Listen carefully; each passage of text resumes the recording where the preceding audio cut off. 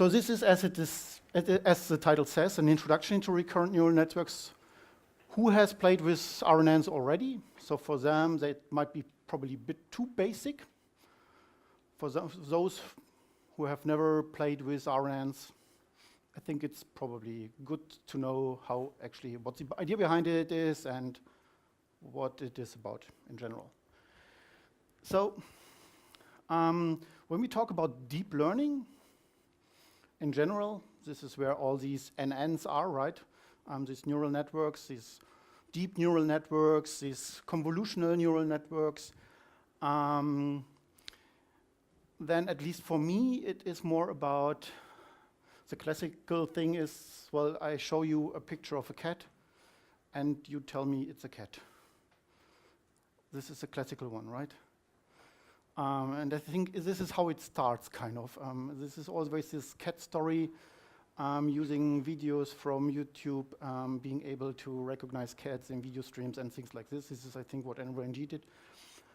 We heard about him this morning in the keynote, where someone was mentioning that AI is the new electricity. Anyway, but this is very static.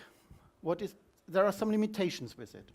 So you have one picture, and you get one classification on top of it. Well, probably more. It also tells you that it's probably a dog, but the probability of this is a dog is very low.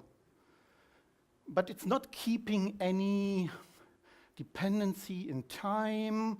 So it doesn't matter what image you have presented to your network before, even if it was a dog image. Well, it doesn't matter if this is a cat image, it's a cat. So there's no history you're keeping, no state you're keeping. You just have this one action in time. But there are situations, actually, when you want to do more, not just having one classification of an image. There are situations when you basically have a sequential of information which you want to process. What actually could be a sequence of information be? A sentence. Words. Like, the cat is so. Now, well, if we would just think in one classifier which takes just one shot at each time step, so we would not see what was there before, we would not have any context, so we would just guess on what comes here.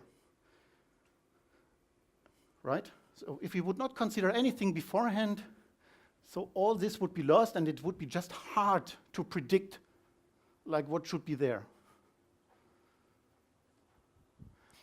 But in modern systems, in current systems, actually, this is a way where we use RNNs, recurrent neural networks, to perform tasks over a sequence of data, to keep the history and the context, to be able to react on the context and some input data at a certain timestamp, like here.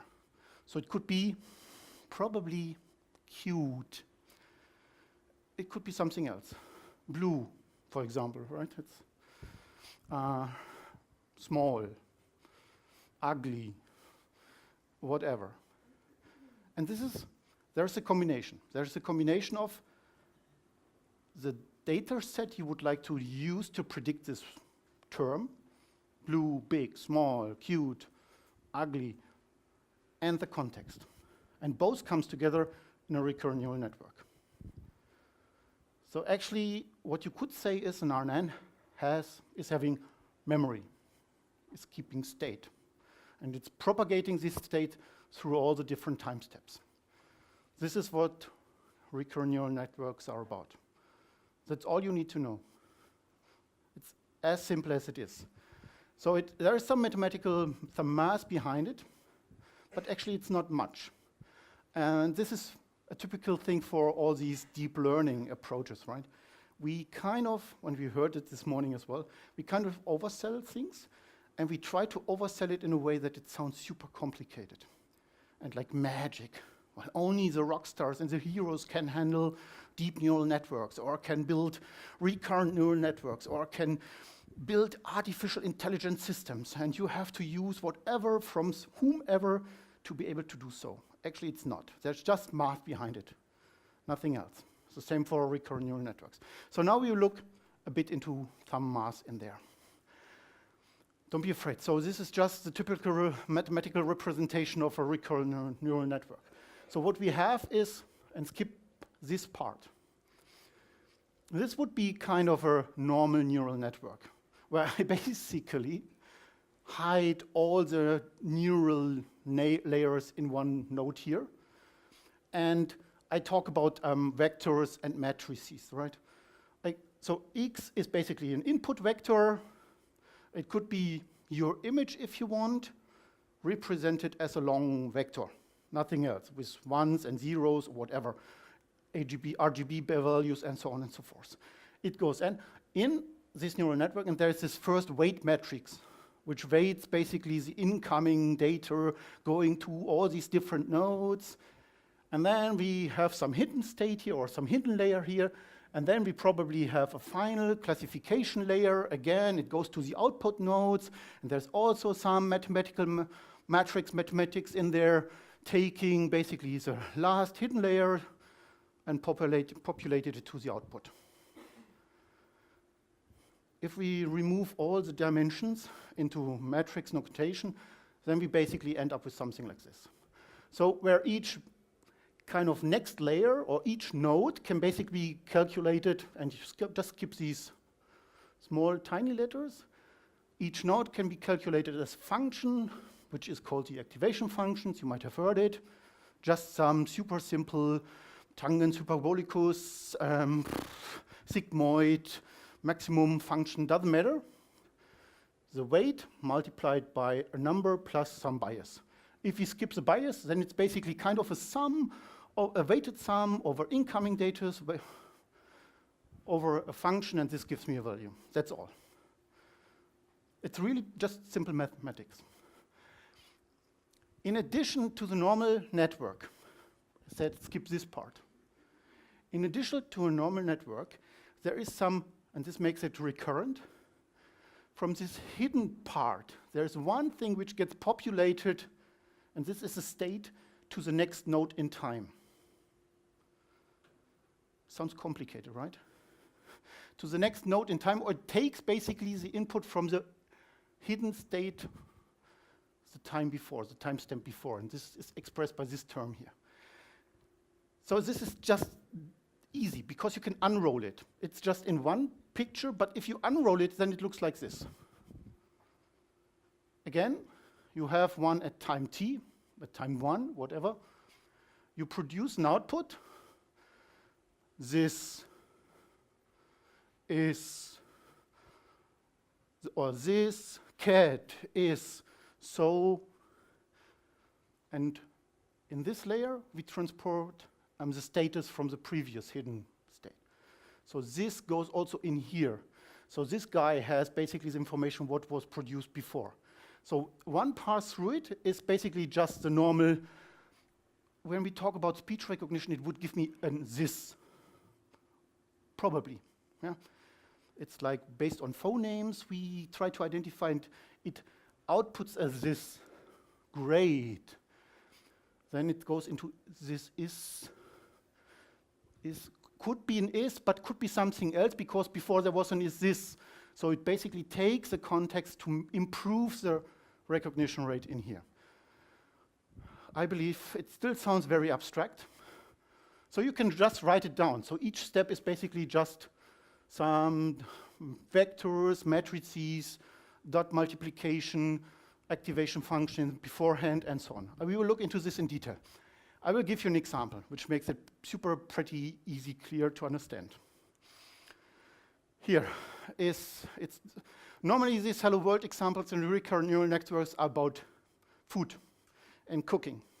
So I thought I will come up with something new. It's about training. Since, I don't know, people of you might know, next Saturday is actually the World Championship in Ironman in Hawaii. So I thought it's a triathlon trainings planning. And that's super simple and simplistic one, because actually you train always the same stuff in the same order. So when you, let's say you start on Monday with swimming, the next day you go running. And then you go cycling, on Thursday again swimming, and so on and so forth. Sunday, you go for swimming. This means on Monday, the next thing you would do is running, exactly. So actually, the day before has an influence on the current day of training. This is pretty easy. You just have to know what you have trained before, and then the training's AI would give you the recommendation for your current day of training. This is pretty simple. So, and again, since it's math, we represent each of these potential states as a vector. Since we have 3 different states, so we have a vector of 3, where I represent swimming as a 1, 0, 0, running as a 0, 1, 1, 0, and cycling as a 0, 0, 1. That's basically it. So now, what can I do? So actually, I can now have a projection matrix, which looks like this. And I just do, as I said, it's math, right? There's one matrix which looks like, which represents all the 3 different states. And I multiply it with whatever state I did the day before. Let's say I went for swimming, right?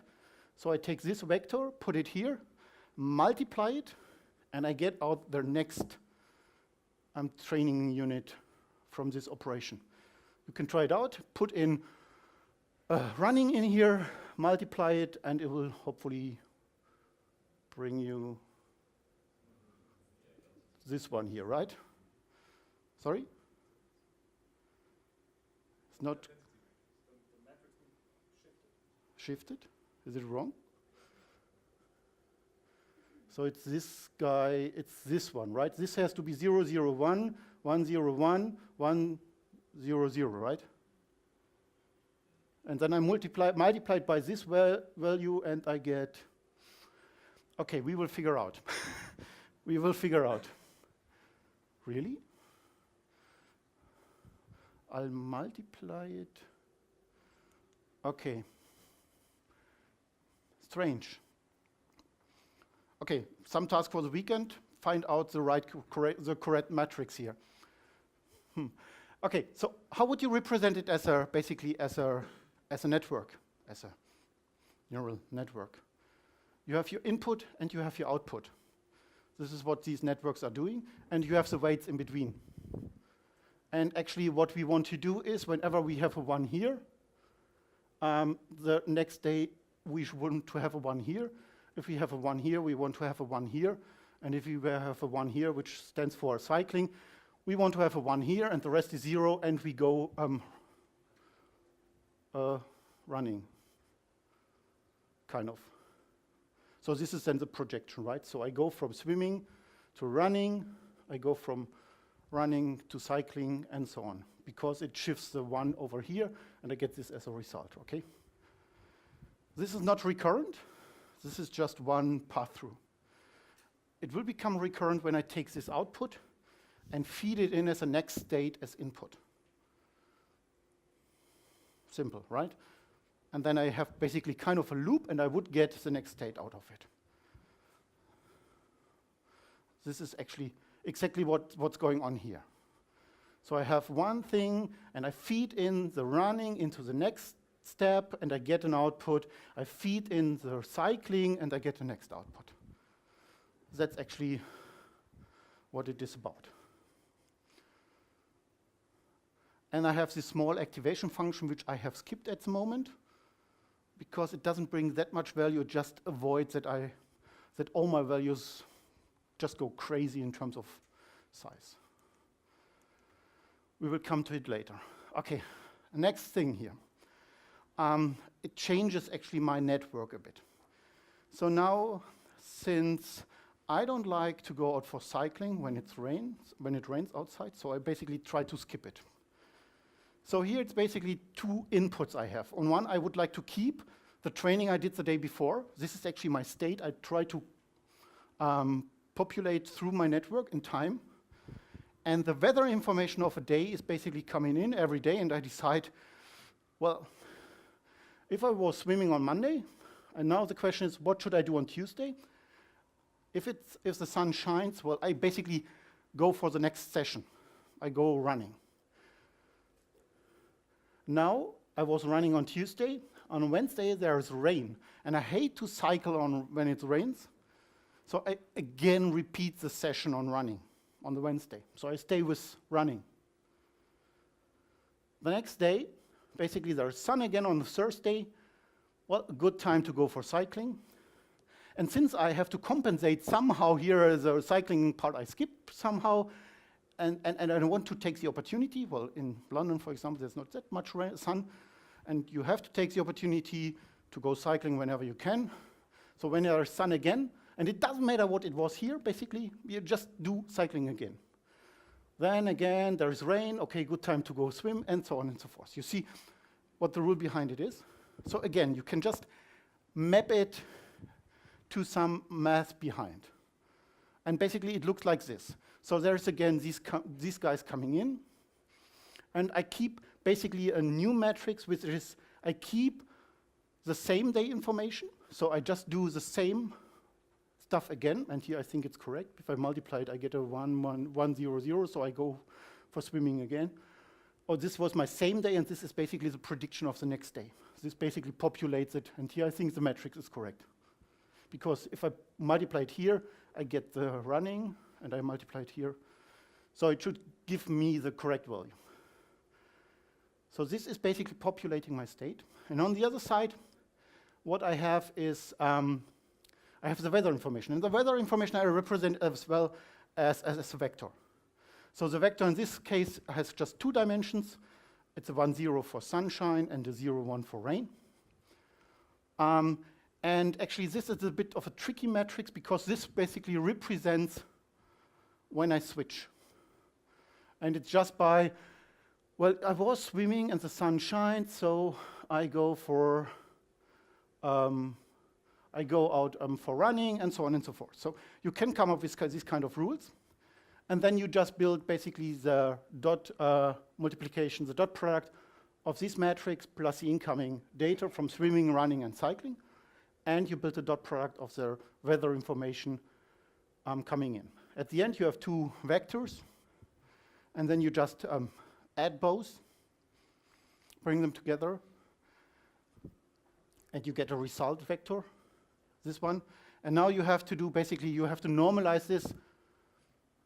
And I did basically a super easy normalization. I just normalize, I throw away I just picked the maximum number in my vector, divided everything by this maximum number. This basically brings all the and round it. This brings all the other values to 0, and it just keeps the one where I have the maximum number. So this basically gives me here a 1. And then you have to do some additional step because this doesn't give you running at the end. You again need another multiplication with matrix, which basically maps it to a vector of the dimension of 3. And this basically just projects you this part here, and it gives you go for running. So it's just math, you see, and very simple math. If you want to put it more in a network, so it looks like this. So we have here the incoming nodes. Again, for running, we have the 3 different nodes. For weather, we have these 2 nodes, and then we map it further. We add them, like here. Then we do some max function in here. We do the merge projection 2, 3, and then we get the running out there. I start with running, and I get running out, even if it's, yeah. Why? Actually, it's correct, right? Because I would expect cycling, because this would be the next unit. But since it's raining, I keep on running. Interestingly, this is correct. Okay. Okay, small piece of code for this. I try to move it over.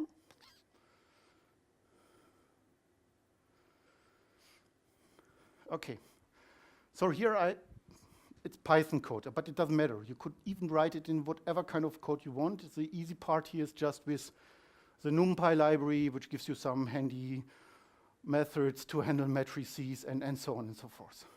So I have just one recurrent network, neural network class. And what I want to do actually is I want to define a step function. So which brings me, when I call this step function, which brings me every time one step forward in time. And what I want to do is actually I want to initialize my RNN with some initial training. I suppose I start somewhere in the middle of my training phase, and here I start with cycling.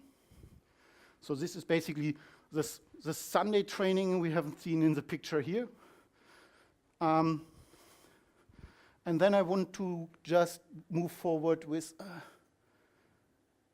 so give me for the, this is a Sunday, give me for the Monday, the training, suppose it rains. This stands for rain, and then basically I call the step with this function in here. So the rain goes in here, and again, we have here one matrix C, which is basically the hidden state multiplied with my hidden state, and some weights for the incoming data, and then do some, you see here, I normalize the result, and I just give back basically the result, and this gives me the training recommendation for the Monday. And I keep myself the hidden state, because the hidden state actually is something I would like to move to the next step as well, because the only input I have is the weather information. And my next recommendation for training is depending on the last day of training. You see where it goes? So I keep the hidden state in here, just some matrix magic in here, and I have just defined some matrix on top. So there is this one, you remember this magic one, which basically takes the weather information and maps it to the rules of go for training, stay inside, and stuff like this. This is basically this matrix here, which takes the input value, and the input value is the weather information. And we have one matrix, which is the big one in front, which says, well, this is what you did the same way as training, and this is the recommendation for the next day. This is basically written in here. And there's a final one which maps it to the right dimension of 3, so that I get an answer which is basically done with this matrix, which is no magic at all, which is just the different states of training in a 6x3 matrix. And then you can just execute it, right? So I say, give me the weather for Monday, for Tuesday, when it shines, when the sun shines, when it rains, and shines. So basically I start with, and this is the output. So I start with cycling on a Sunday. Now it rains, so I go for swimming, which is correct, right? On Monday I was swimming. On Tuesday I have sunshine, so it means I switch my training unit to running. On Wednesday, basically I have rain. I don't want to go for cycling, so I keep with running. And finally, on Thursday, there's sunshine. Good time to go for cycling. So this is the easiest way to implement a recurrent neural network. And why is it recurrent? Basically, because it keeps the state, the hidden state, and populates it through time, step by step. So I'm not giving it out, right? I just keep it inside the network. And why is it a network? Well, the network is basically written down as numbers in these matrices. But this is what a network is. It's just a matrix. Welcome to the matrix. Okay. Okay, well, in theory, you probably don't want to do your trainings planning this way. You would like to do other things, right?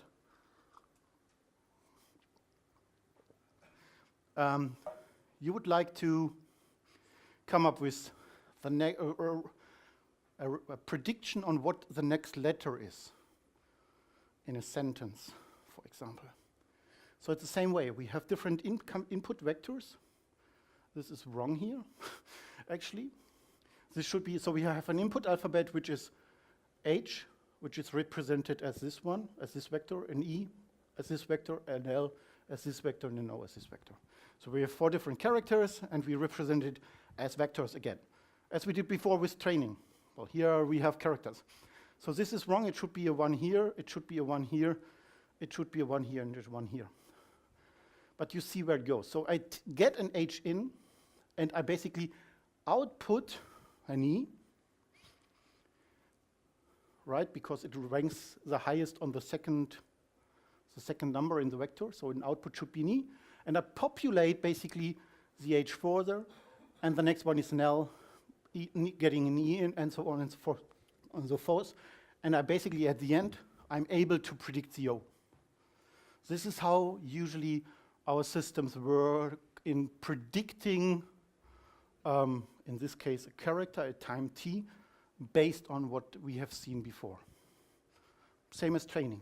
I just populate the state through the hidden layer. We can do it with words. Well, clearly, then this vector is not a 4-dimensional vector. It's basically more. It probably has a dimension of 1,000 or something like this. So it's basically a long one. And this output vector is also a long one. And all the matrices in the middle are also getting complexer. So you don't want to type your matrix by hand, 1 by 1, 1 zeros, and distribute it. This is actually something you would like to learn, right? And here we could also see that there's this, it's not 100% clear, so it probably triggers high, but there's also a trigger on low. So that is basically what these prediction models are about. We have also other RNNs in practice, where we would like to use these RNNs to come up with sentiments. Sentiments, we classify a sentence, an utterance, in terms of positive or negative. Again, for this, we can use an RNN. The input is, again, a sentence, and at the end, we have just one output. We don't care about the outputs in between. We just care about the output at the end. And we have different, basically, patterns for recurrent neural networks for different domains. So this one is just a classical image classification, 1 by 1 to 1. The other one is we have one input, and we try to get more out. It's basically for image captionizing, or getting a semantic scene description, if you want. There is one service in our cognitive services infrastructure where you can send an image, and at the end you get a semantic description of this image. There is a cow standing on a lush green field.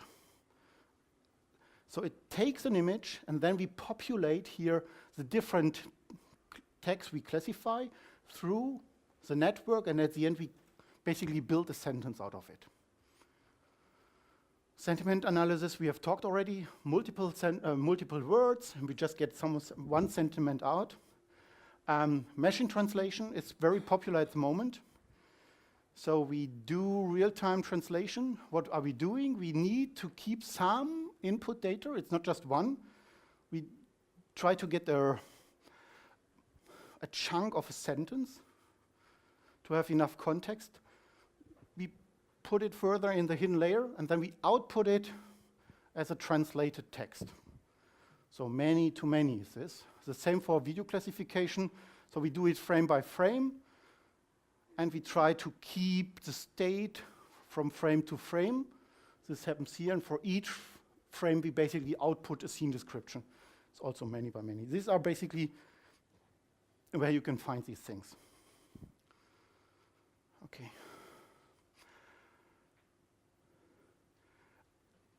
Actually, I don't want to go too much into the math behind it.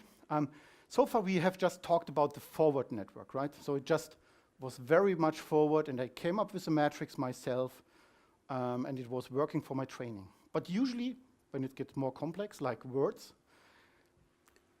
you don't want to do it by hand, right? You want to train actually this matrix by backpropagation. And how you do it, basically, it's the classical way. You do it the same way you do it with classification. So you basically calculate the loss from each output and try to minimize this loss at the end of the day. Here it's just that at this point, for example, basically, you have to take into account all these different WR, because you're basically transporting the state into the gradient. And this is based on these functions. So you basically have a chain rule over I think this function here, right? And it gets really complex. It doesn't matter. This is actually where the toolkit helps you. You don't want to do it yourself. This is where a TensorFlow, CNTK, and so on and so forth can help you when you call the terrain function. It basically does the gradient descent for you in the right way. I just want to point out that, and this is basically what I want to mention, there is a problem here. It can happen, and since, well, let's assume we have 100 characters, and basically the loss would depend on all the 99 states before. And it boils up that it basically depends on this part here and on that part here, mainly. And if this WR is less than 1, it can happen that it might disappear, right? It vanishes because you multiply 0.5 with 0.5 with 0.5, so you get less and less values, right? You basically, get rid of the dependency which you don't want. Or otherwise, if it's greater than 1, that might explode. So there are different ways on how you can handle it. And actually, either you just clip it at some point, so you just care about the last 3 in your context, but this might mean that you miss information. It's probably not good enough. It's a fine-tuning problem at the end when it might explode. When it vanishes, so you probably want to play a bit with the activations functions. We haven't talked much about this one, but you could also use something which is called an LSTM, or a gated recurrent unit, which is a special form of an LSTM. An LSTM stands for long short-term memory and is another type of a recurrent neural network. It's basically, it has a lot of mass playing with activations functions in its hidden node.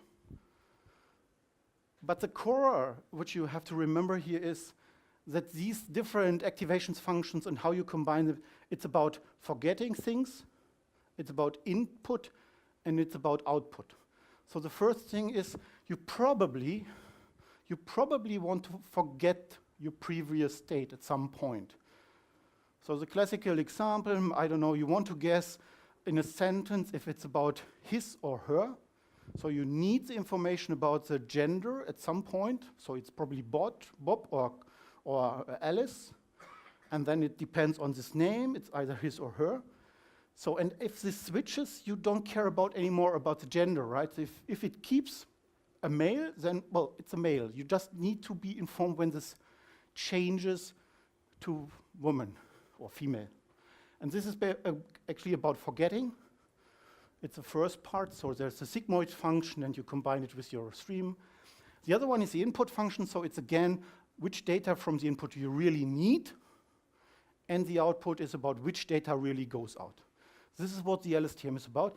It's getting a bit more complex since you have to tweak all these different things together. Yeah. So there was actually what I want to. So now the question is what you want to do with it, right? What can you do with all these keeping state and recurrent calling your stuff? I've said already some, or I've given some examples what you can do. So you can create semantic scene descriptions, or you can actually use it for translation. But you can also you can use it to create new text. So you basically train your model, and then it outputs just new text because it has all this state on how you basically write a novel, and then you let your network create a new novel. So there is actually different examples on how you can use it. So one is pretty cool from Andrej Karpathy. He sucked in from Git a lot of Linux code. Yeah.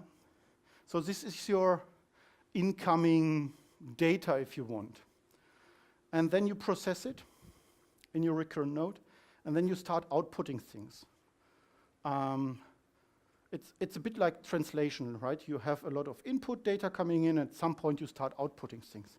And actually what his neural network did was outputting C code, actually. And the funny thing is, this is compilable C code.